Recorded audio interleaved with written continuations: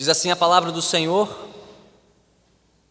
conforme registrada no livro de Atos dos Apóstolos, capítulo 17, dos versículos 16 ao 34. Enquanto esperava por eles em Atenas, Paulo ficou profundamente indignado ao ver que a cidade estava cheia de ídolos. Por isso discutia na sinagoga com judeus e com gregos tementes a Deus, bem como na praça principal, todos os dias, com aqueles que por ali se encontravam. Alguns filósofos epicureus e estoicos começaram a discutir com ele. Alguns perguntavam: o que está tentando dizer esse tagarela? Outros diziam: parece que ele está anunciando deuses estrangeiros. Pois Paulo estava pregando as boas novas a respeito de Jesus e da ressurreição. Então levaram a uma reunião do Areópago, onde lhe perguntaram: podemos saber que novo ensino é esse que você está anunciando?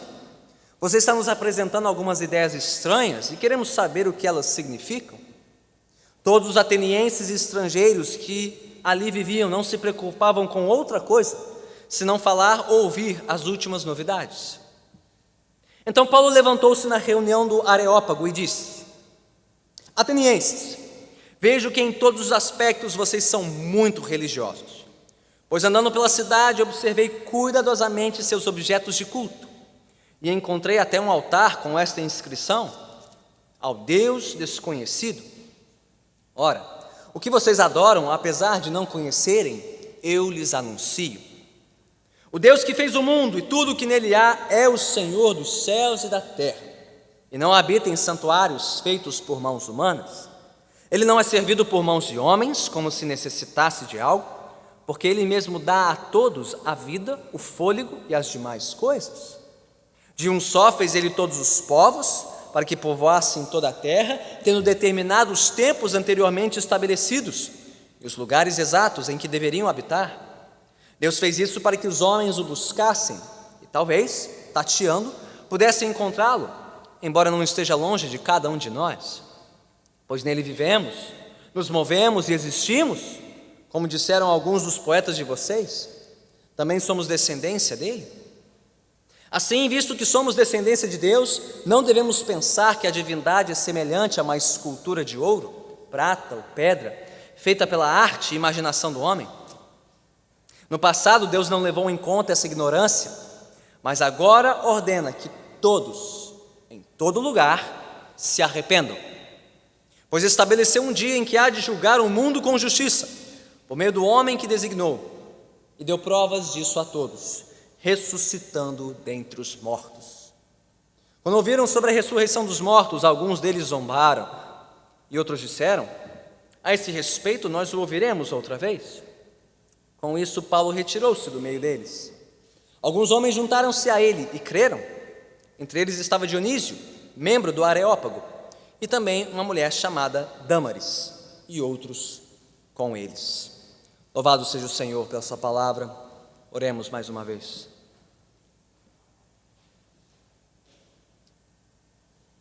Soberano Deus,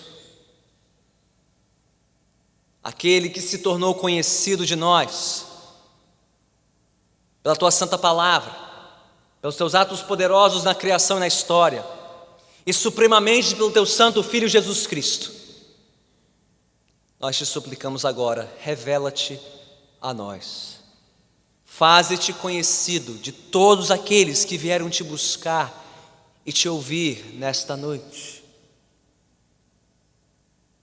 Quer te conheçamos pouco ou há muito tempo, ou quer o Senhor ainda seja desconhecido de alguns aqui, que todos possam sair deste lugar convictos de que tiveram um verdadeiro encontro com o único e verdadeiro Deus, e que a tua santa palavra não volte vazia, sem cumprir todo o propósito estabelecido pelo Senhor. Oramos assim em nome de Cristo Jesus. Amém. Podemos assentar.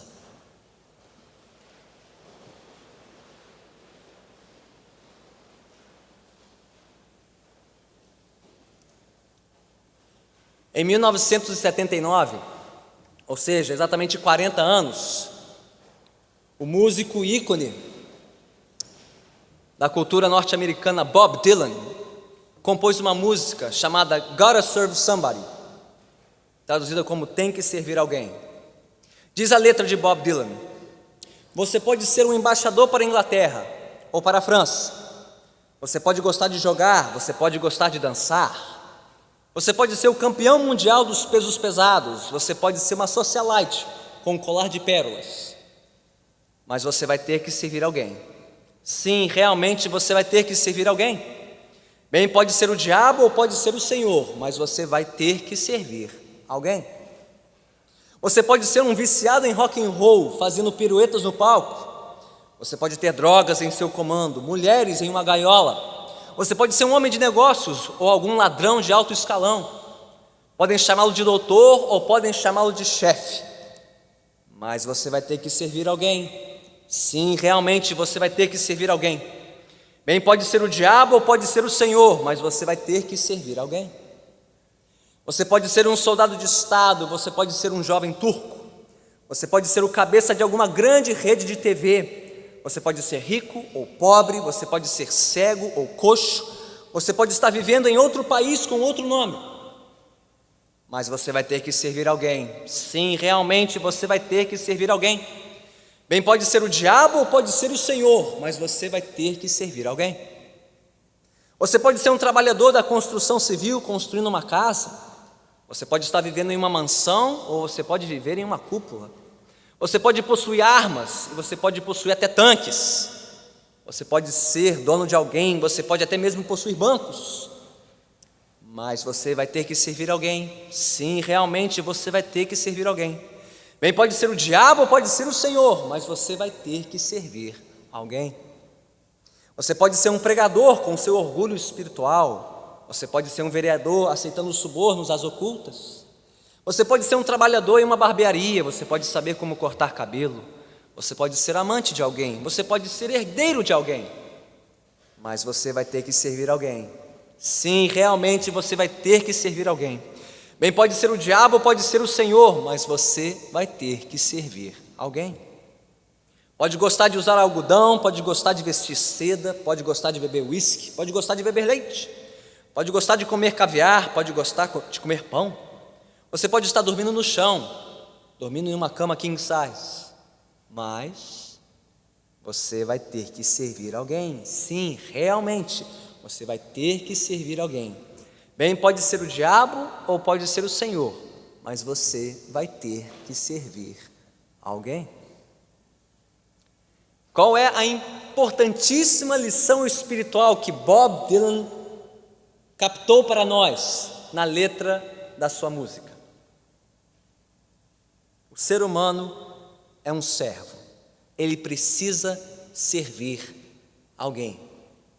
Isso porque, em sua essência, o ser humano é um adorador. Seja qual for o seu objeto final de culto e adoração. E mais, quem não adora a Deus como seu Criador e Senhor, acabará adorando qualquer coisa abaixo e menos que Deus. Como bem registrou Bob Dylan na sua letra, qualquer coisa nesta vida e neste mundo pode se tornar um objeto de culto e adoração. O que as Escrituras chamam de um ídolo ou um substituto de Deus. Pessoas podem adorar ou idolatrar posses e prazeres, poder e prestígio, pessoas e personalidades. Em suma, tudo pode se tornar um ídolo neste mundo. Mas mesmo que qualquer coisa possa se tornar um ídolo nesta vida, isso quer dizer que nós devemos adorar qualquer coisa ou qualquer um neste mundo? Bem, é sobre isso que nós vamos refletir nesta noite, ao olharmos para a história da passagem de Paulo pela cidade de Atenas e a resposta de Paulo aos ídolos que ele encontrou no berço da civilização do Ocidente. Então, se você fechou a sua Bíblia, abra novamente em Atos capítulo 17, para estudarmos o texto porção por porção. Como já faz algum tempo que não visitamos este livro, e como temos vários visitantes entre nós hoje, é importante lembrar que estamos no ano de cerca 50 depois de Cristo, no meio da segunda viagem missionária do apóstolo Paulo e da sua equipe em terras europeias. Precisamente estamos aqui na província da Acaia, que fica hoje, o que corresponde ao sul do país da Grécia. Tendo já passado por outras cidades gregas como Filipos, como Tessalônica e Bereia, onde Paulo foi recebido com prisão, com perseguição, com oposição. Depois de muitas dificuldades, nas suas visitas anteriores, bem, os seus apoiadores decidiram levá-lo para fugir a sós, para a cidade de Atenas, a 400 quilômetros ao sul de Bereia, sua última cidade, para talvez um tempo de sossego, um período de refrigério, quem sabe um turismo por uma das grandes e maiores cidades da antiguidade, chamada Atenas. Atenas foi o berço da democracia, foi o berço da filosofia ocidental, foi a casa de grandes pensadores como Sócrates, Platão e Aristóteles. Era também um dos maiores centros religiosos do mundo antigo, abrigando o famoso templo à deusa Atena, o Partenon, que até hoje é um dos cartões postais de Atenas, um dos principais pontos turísticos daquela cidade, podendo ser visto a dezenas, até centenas de quilômetros de distância de Atenas. Mas na época em que Paulo visitou a cidade, uma época de relativa decadência para Atenas, residiam ali apenas umas 10 mil pessoas, mas pasmem, você podia encontrar cerca de 30 mil estátuas, templos, santuários e imagens. Tanto que um outro turista que passou por Atenas 50 anos depois de Paulo, um tal de Pausânio, comentou ironicamente: é mais fácil encontrar imagens e ídolos em Atenas do que pessoas. Era mais fácil esbarrar num ídolo do que com um habitante da cidade. Então, como Paulo aproveitou Atenas? Qual foi o seu roteiro? O que ele fez? Como é que ele curtiu, se é que podemos usar essa expressão, o seu tempo de refrigério em Atenas? E nós veremos hoje 3 coisas a respeito da sua visita àquela cidade. Primeiro veremos a sua reação, versículos 16 a 21. Em seguida a sua resposta, versículos 22 a 31. E por fim o resultado da sua visita, versículos 32 a 34. Então mantenha sua Bíblia aberta, vamos caminhar pelo texto. Primeiro, examinando a reação de Paulo aos ídolos em Atenas. Bem, logo de início vemos que Paulo não perdeu tempo. Chegando na cidade, ele quis conhecer Atenas. Como um homem culto, um homem instruído, ele provavelmente já tinha ouvido falar sobre as grandes estátuas, os templos, quem sabe tirar fotos, selfies lá, nos principais pontos turísticos da cidade antiga. Ele não perdeu tempo. E diz o texto que, ao andar pela cidade, ele observou cuidadosamente tudo que viu. Palavras dele, lá no Areópago, no versículo 23. Andando pela cidade e observando cuidadosamente todos os objetos de culto dos atenienses. E o que Paulo sentiu ao ver aqueles templos, aquelas imagens, aqueles ídolos? Será que ele sentiu admiração? Será que ele ficou impressionado com a grandeza e a riqueza daquela cultura toda? Não. Diz o texto no versículo 16 que Paulo ficou profundamente indignado, revoltado com o que viu. O que Paulo sentiu foi uma verdadeira e santa indignação. Aliás, a expressão que é usada aqui para descrever o estado de Paulo, com tudo que ele viu, aquelas centenas e milhares de imagens, estátuas feitas de prata, de ouro, de mármore, de marfim, é a mesma expressão que é usada para descrever a reação de Deus aos ídolos do povo de Israel no Antigo Testamento. Ou seja, assim como Deus se revoltou, se indignou quando viu o seu povo adorando outros deuses, Paulo também se indignou ao ver quantos deuses os atenienses adoravam, diferentes do seu Deus, o único e verdadeiro Deus. Para você saber o que Paulo sentiu numa escala muito menor, se você já foi autor de algum post no Facebook que alguém carinhosamente copiou sem citar seu nome, e você descobriu depois, o que você sentiu quando viu suas palavras na página de outra pessoa sem te mencionar? Poxa, que legal, gostaram das minhas palavras, estão até compartilhando. Ou, o que essa pessoa está fazendo? Colocando as minhas palavras na boca dela, como se fosse da sua autoria. É mais ou menos isso que Paulo estava vendo. Pessoas atenienses concedendo a glória, a honra e o louvor que eram devidos a Deus, o único Deus, a outros deuses, a quem esta glória não pertencia por direito. Bem, após ter visto o que ele viu e sentido o que ele sentiu, Paulo não podia ficar parado, ele não poderia permanecer calado.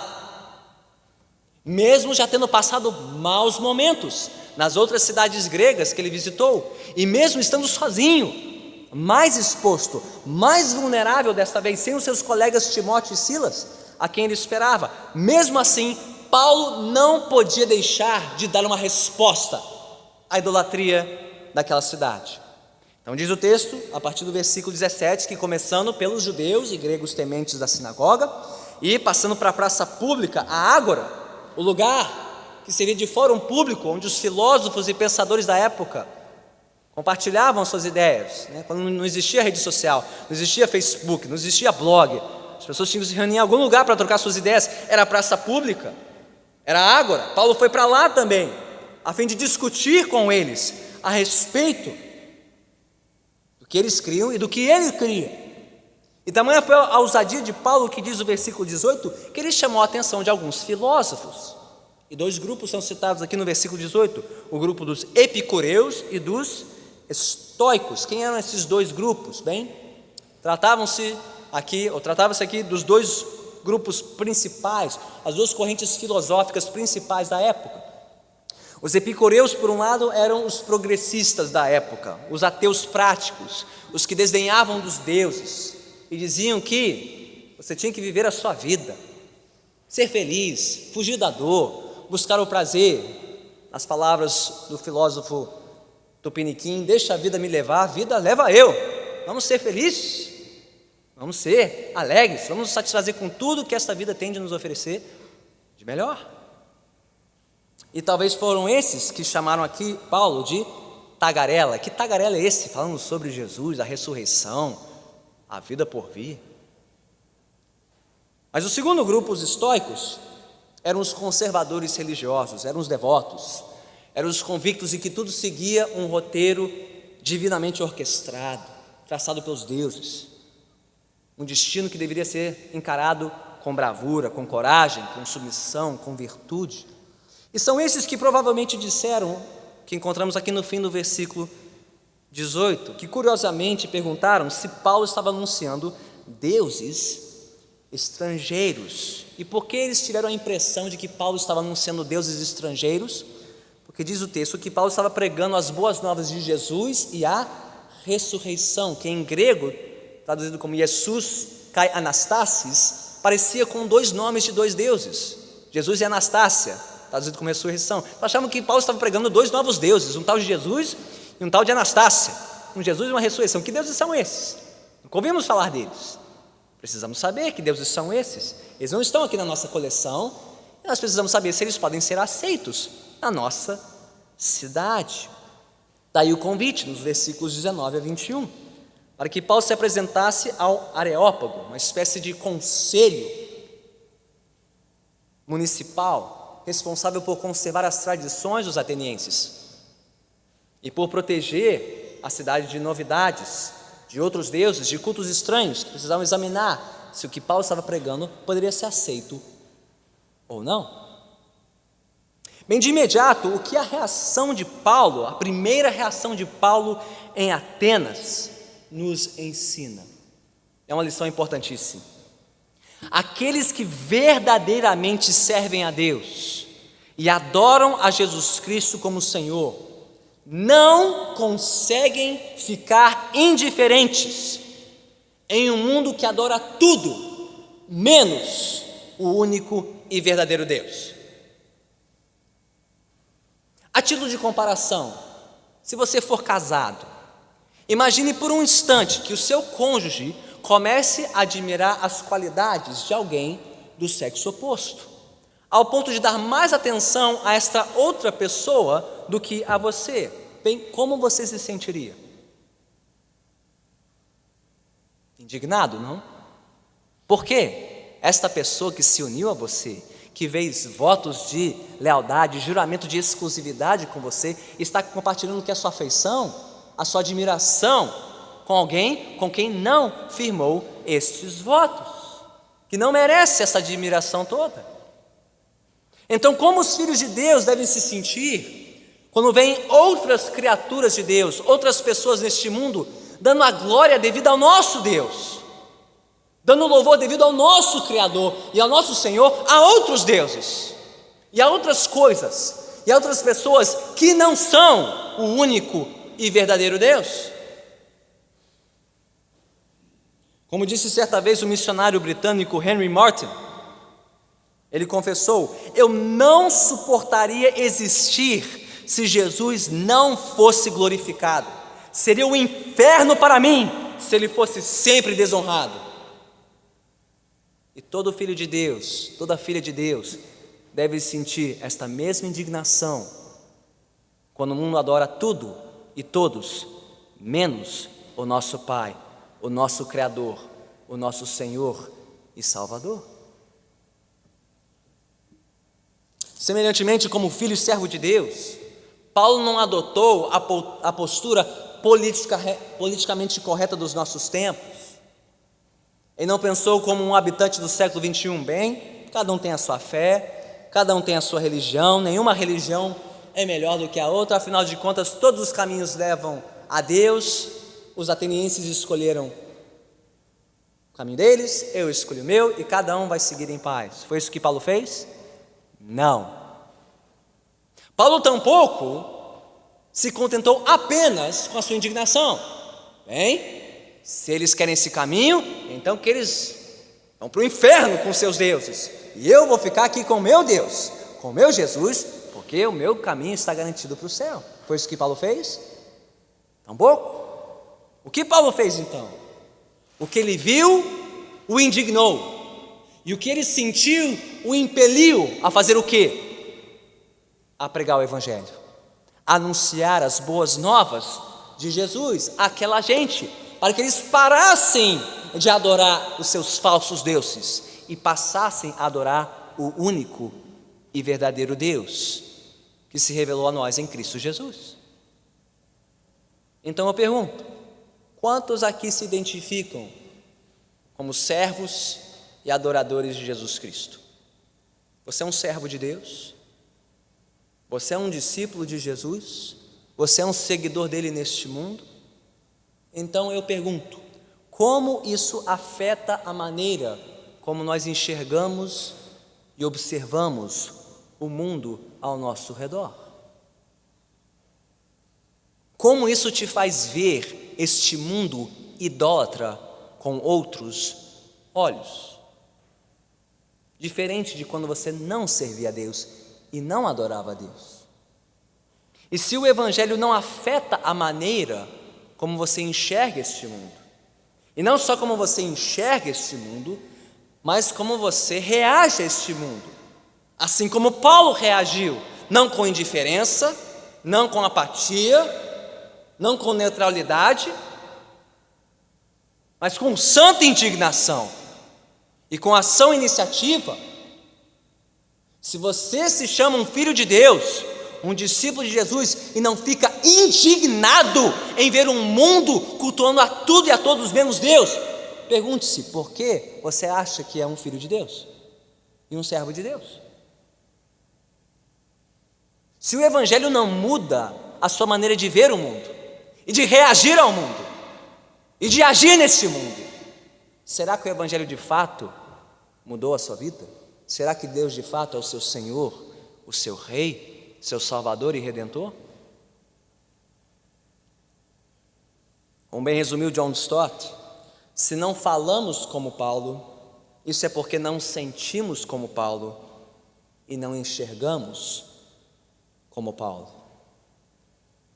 Se não falamos como Paulo falou em Atenas, é porque não sentimos como Paulo. E se não sentimos como Paulo, é porque nós não enxergamos como Paulo enxergava. E o Evangelho muda tudo. A maneira como você enxerga, como você sente e como você reage a este mundo caído e corrompido pela sua idolatria. Mas o texto não para aí. Não para apenas na reação inicial de Paulo. Seguimos para a sua resposta, o que ele respondeu aos atenienses que o convidaram para dar razão da sua fé, para explicar melhor este evangelho na reunião do Areópago, versículos 22 a 31. Estamos aqui diante da reunião da elite intelectual de Atenas, uma espécie de conselho deliberativo composto de mais ou menos umas 100 pessoas, as mentes mais brilhantes, mais inteligentes, as pessoas mais conceituadas da sociedade ateniense, todas reunidas para investigar, interrogar e examinar este tagarela chamado Paulo.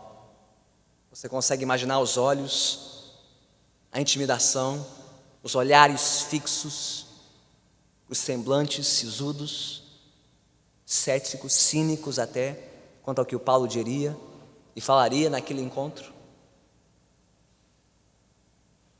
Bem, qual foi a resposta de Paulo? Como ele respondeu àquele conselho? A sua resposta pode ser descrita de 3 formas. Primeiro, foi uma resposta contextual, versículos 22 a 23.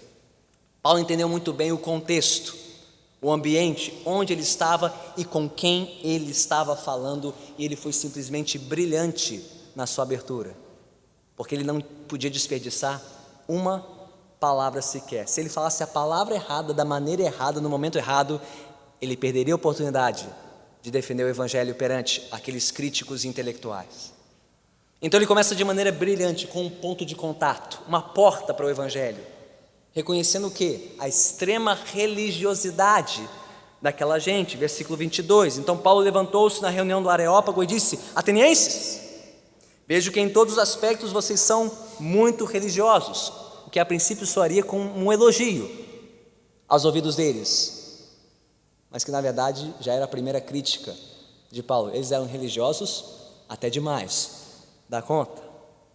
Mas reconhecendo a religiosidade dos atenienses, Paulo então segue por uma segunda porta, por algo que ele observou enquanto ele andava pela cidade. Versículo 23, pois andando pela cidade observei cuidadosamente seus objetos de culto e encontrei até um altar com essa inscrição: ao Deus desconhecido.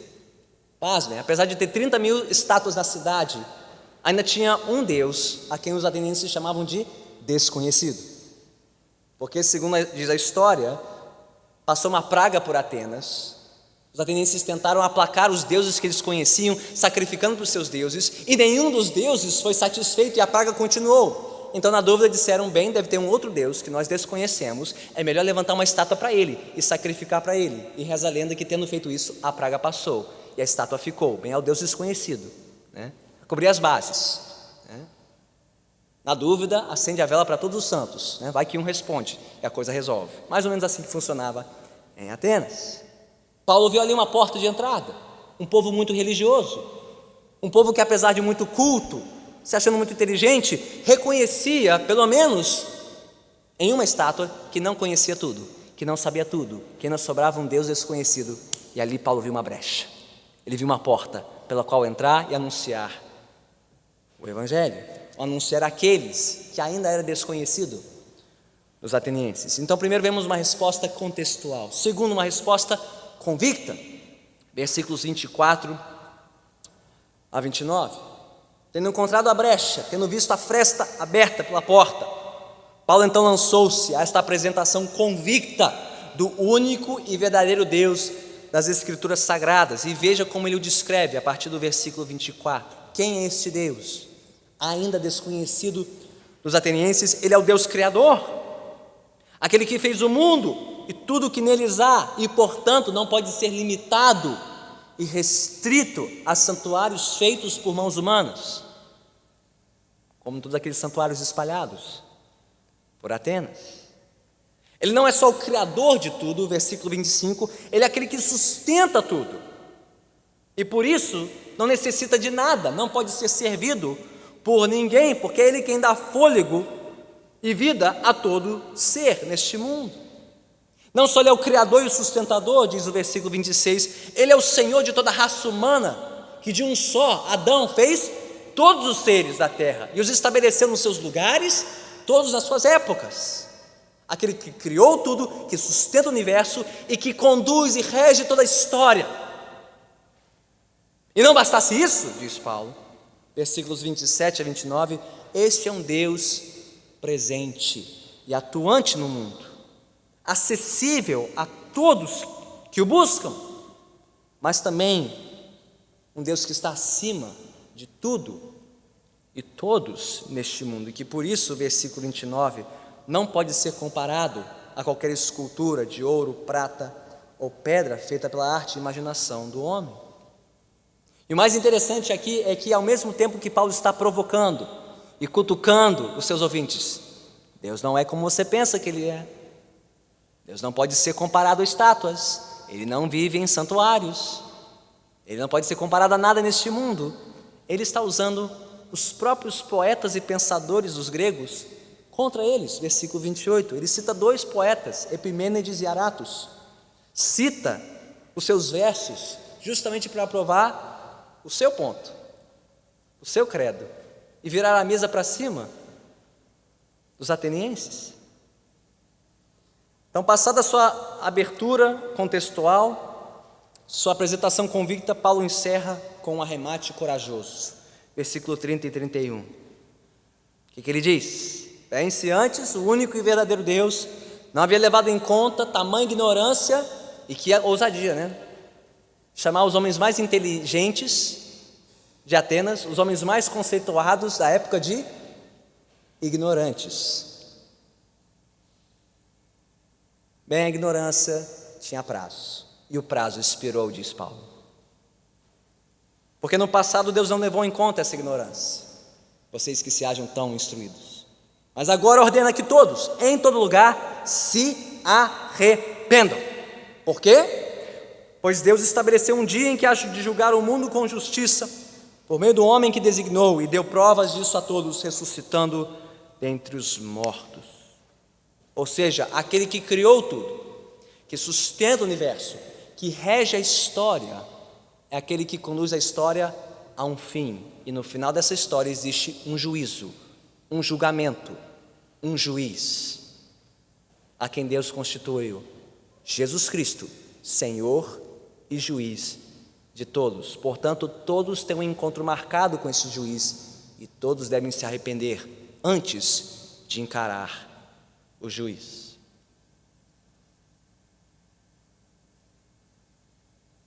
Pois bem, eu pergunto, como essa defesa de Paulo, a defesa que Paulo fez do Evangelho no Areópago, pode e deve influenciar a maneira como nós apresentamos e defendemos o Evangelho em nossa época? Quer você esteja no escritório, na faculdade, na praça pública, indo e vindo de casa. Bem, por um lado, parece que o nosso contexto e o contexto de Paulo são bastante diferentes. Talvez você não veja muito cruzamento entre os dois contextos, porque Paulo estava diante de uma audiência reconhecidamente religiosa, que tinha orgulho de ser muito religiosa, enquanto que em nosso tempo, especialmente em lugares de muita cultura, de muita instrução, como as faculdades, como as universidades, como grandes empresas e escritórios de multinacionais, parece que vivemos em um tempo de pouca religião, em que as pessoas se consideram menos religiosas, menos adeptas de religiões institucionais.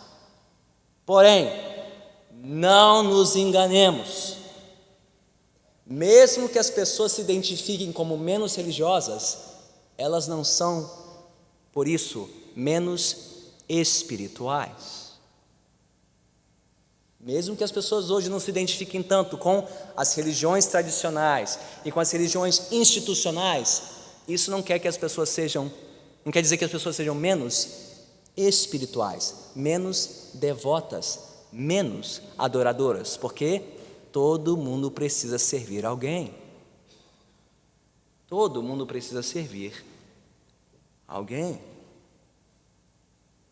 Então, pastor, como nós podemos saber o que as pessoas adoram? O que as pessoas idolatram? Não temos 30 mil estátuas espalhadas pela cidade. Mas nós temos muitos sinais e muitas evidências do que as pessoas idolatram hoje. Quando você passeia pelo shopping, quando você vê aqueles cartazes, aquelas propagandas de pessoas felizes, bonitas, alegres, magras, belas, o que você está vendo? Senão imagens e ídolos daquilo que as pessoas adoram e anseiam ser. Quando você está passando pelas vias expressas, vendo os outdoors, as propagandas, você está vendo imagens e representações do que as pessoas querem e desejam para serem felizes. Então, o que são essas imagens? O que são essas representações? O que elas expressam sobre as coisas que essa sociedade cultua, adora e serve como seus deuses? Há outras maneiras também de saber quais são os ídolos que esta cultura preza. Quem são os autores, os artistas, os cantores, os músicos, os cineastas, os roteiristas, os gurus, os pensadores que as pessoas ao nosso redor apreciam? Quem são os novos ídolos da cultura brasileira do século XXI? O que as pessoas estão lendo, vendo, ouvindo, falando, compartilhando, discutindo? É um caminho para descobrir quem são os deuses que enchem os seus corações. Quem são os atletas, os políticos, os ideólogos e as personalidades que as pessoas mais admiram, acompanham e citam? Quem são os mitos? Os mitos que a nossa cultura idolatra. E o que isso mostra sobre o que ou quem essas pessoas adoram? Como Paulo, você está observando cuidadosamente os objetos de culto ao seu redor? Porque eles estão lá. É só você olhar com cuidado, porque eles estão por toda parte. Em cada encarte da revista, em cada comercial, em cada outdoor, em cada nova propaganda no shopping, eles estão por toda a parte. Então eis aí o seu ponto de contato, sua porta para apontar as pessoas para o único e verdadeiro Deus, para que elas parem de preencher o buraco do tamanho de Deus dentro de si, com tudo e com todos, menos o único e verdadeiro Deus. Foi o pensador cristão francês Blaise Pascal que disse que há um buraco do tamanho de Deus dentro de nós, e o mundo preenche ou tenta preencher esse buraco com tudo, menos com Deus. Agora, por mais que você tenha que estar atento, por mais que nós tenhamos que estar atentos ao nosso contexto, para saber como comunicar o Evangelho, como encontrar o ponto de contato, a porta de entrada, e essa é a porta de entrada, o que as pessoas adoram, o que elas servem, o que elas idolatram. Tendo encontrado este ponto de contato, esta porta, aí é hora de sermos convictos, aí é hora de sermos corajosos, como Paulo foi, e falar a verdade em amor, anunciar o único e verdadeiro Deus das Escrituras, anunciar que existe somente um Criador de todos os céus e a terra, um único Senhor do universo, um único Rei que rege toda a história, um único que fez todos nós de um único ser humano, e um único juiz que virá para julgar todos da terra, mortos e vivos, e para salvar aqueles que depositam em Jesus Cristo a sua fé, a sua confiança, pois só Ele morreu e ressuscitou pela nossa salvação.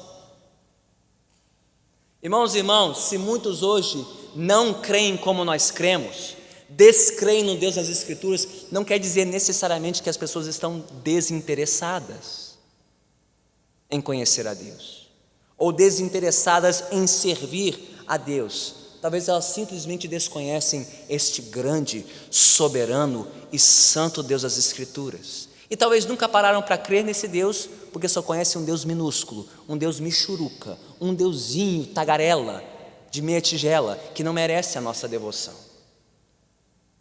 Mas esse não é o Deus das Escrituras. Ele é grande, Ele é soberano, Ele é tremendo, Ele é o Criador de tudo. Ele fez todos nós, Ele rege a história. Não há nada de irrelevante sobre este Deus, não há nada de pequeno sobre este Deus, não há nada de desinteressante sobre este Deus. Ele é extremamente interessante, extremamente relevante, porque não há nada que fuja do seu controle e da sua criação. E todos nós temos um encontro marcado com Ele um dia. Não há nada de desinteressante ou irrelevante a respeito deste Deus. Só diz isso quem nunca ouviu falar do único e verdadeiro Deus. E como é que saberão se nós não falarmos? Como Paulo falou, como conhecerão o nosso Deus se não houver quem se indigne e fale, e anuncie, e apresente este Deus, para que os 30 mil ídolos da nossa terra caiam aos pés do único e soberano Senhor dos céus e da terra. Somente Ele é o Deus encarnado, somente Ele é o Deus crucificado no Calvário, somente Ele é aquele que ressurgiu dentre os mortos, que venceu a morte e que pode nos livrar da morte eterna. O que há de desinteressante ou irrelevante sobre isso, se o que as pessoas mais temem na vida é a morte? Porque sem morte não tem juízo, não tem fim, faça o que você quiser da sua vida. Mas há morte. E ela espera a todos nós. E como saberão como se preparar para a morte, se não conhecerem aquele que experimentou a morte e venceu a morte para nos dar vida, vida eterna e salvação? Então, se alguém aqui hoje entrou desconhecendo este Deus, descrente no Deus das Escrituras, adorando e servindo a qualquer um ou qualquer coisa diferente deste Deus, na autoridade da palavra do Senhor, você está intimado a se arrepender da sua idolatria. Porque religião não é o que as pessoas fazem para buscar a Deus, religião é o que as pessoas fazem para fugir de Deus. E todo mundo vive religiosamente para alguma coisa. Pode ser o santo que for, a santa que for, pode ser sua carreira, sua beleza, seu prazer, seus filhos, seu dinheiro. Todos vivem religiosamente para alguma coisa. E se não for o Deus das Escrituras, Ele te diz hoje, arrependa-se. Diz Paulo, antes Deus não castigava essa ignorância, mas agora Ele convoca todos a se arrependerem e se renderem, crerem no seu Filho Jesus Cristo, crerem que Ele veio, que Ele morreu, mas que Ele está vivo, Ele ressuscitou dentre os mortos, e por isso merece toda a nossa fé, toda a nossa confiança e toda a nossa devoção. Bem, qual foi o resultado de tudo isso? Para encerrar, versículos 32 a 34. Qual foi o resultado dessa defesa contextual, convicta e corajosa que Paulo fez do Evangelho? Bem, diz o versículo 32 que primeiro, quando ouviram sobre a ressurreição dos mortos, alguns deles fizeram o quê? Riram, zombaram, caçoaram, desprezaram. E talvez você já tenha recebido esta reação de alguém ao compartilhar o Evangelho: ser caçoado, zombado, feito de burro, de ignorante. Ouvir o que os tagarelas de Richard Dawkins dizem, né? Que quem crê em Deus é tudo ignorante, é tudo imbecil, é tudo gente sem miolos. E alguns falaram isso. E dirão isso, por mais fiel que você seja. Paulo foi fiel e nem por isso foi poupado da zombaria. Alguns zombaram dele, especialmente quando ouviram falar sobre a ressurreição, porque nisto pelo menos os gregos concordavam. Se houvesse qualquer esperança de eternidade, de vida eterna, essa seria uma vida exclusivamente espiritual e nada material. Então falar em ressurreição dos mortos era uma piada para os gregos, e muitos trataram Paulo como uma piada e uma piada de mau gosto, zombaram dele.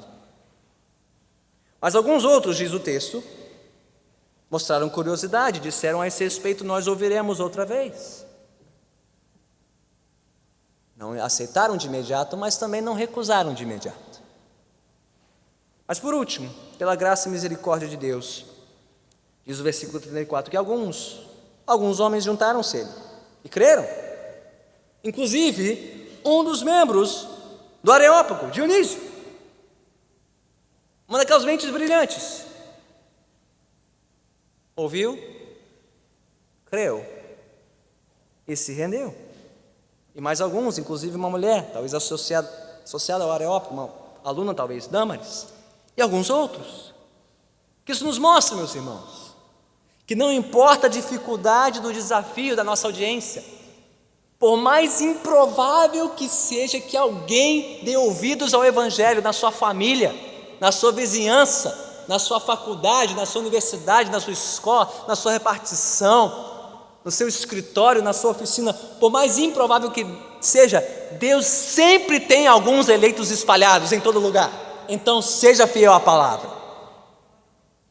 Não deixe de pregar a palavra e não deixe de ser surpreendido pelo que Deus pode fazer por meio da sua palavra. Sim, sejamos sensíveis ao nosso contexto, mas não nos sintamos reféns do nosso mundo. Sejamos fiéis, sejamos convictos, sejamos corajosos em nosso testemunho e deixe os resultados nas mãos de Deus. Sejam quais forem os resultados e quantos forem. Pregue o Evangelho, anuncie a palavra e veja Deus fazendo o resto, para a glória dele. Então, como bem disse Bob Dylan, para concluir, mas você vai ter que servir alguém. Sim, realmente você vai ter que servir alguém. Bem, pode ser o diabo ou pode ser o Senhor, mas você vai ter que servir alguém. E você? Quem você servirá? A quem você servirá? A um Deus desconhecido? Ou ao Deus que fez os céus e a terra, o mar e tudo que neles há? O Deus que a todos dá o fôlego de vida neste santuário. O Deus que dá fôlego de vida a todo ser vivo neste mundo. O Deus que planeja e orquestra cada movimento nos céus e cada época da história, inclusive a que nós vivemos neste país a partir deste ano. O Deus que é o Criador, que é o Senhor, que é o sustentador e o juiz de todos, e todos aqui têm um encontro marcado com Ele. Você está pronto? Você está preparado? Você já está se preparando? Você já está servindo e adorando nesta vida? Você já se arrependeu? E já creu? E se rendeu a Ele? Então sirvam, adore-o. Ele não precisa mais ser o Deus desconhecido. Ele é o Deus que se fez conhecido a nós, na pessoa do seu Filho Jesus Cristo, que veio, morreu, ressuscitou, vivo está. Então vamos adorá-lo, vamos servi-lo e anunciá-lo até que Ele volte para encerrar a história. Oremos.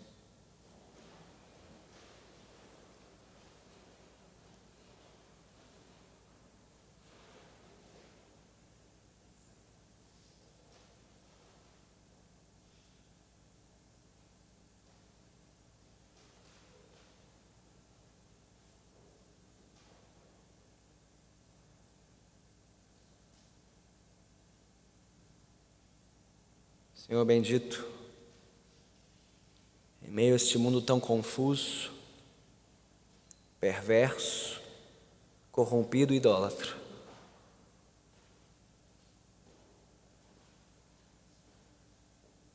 em meio a este mercado espiritual e religioso tão repleto de ofertas enganosas, como podemos ser facilmente distraídos e desviados do nosso olhar de Ti. Ó Pai, se temos dividido o nosso culto entre Ti e os ídolos e os falsos deuses desta terra, se temos cobiçado, adorado e servido aquilo que este mundo cobiça, serve e adora, tem misericórdia de nós. Tem misericórdia de nós, da nossa insensatez, da nossa loucura, da nossa tolice. Ó Senhor, Te agradecemos por não nos abandonar na nossa ignorância, mas por nos mostrar pela Tua santa palavra quem Tu és e que Tu és merecedor de toda a honra, glória e louvor.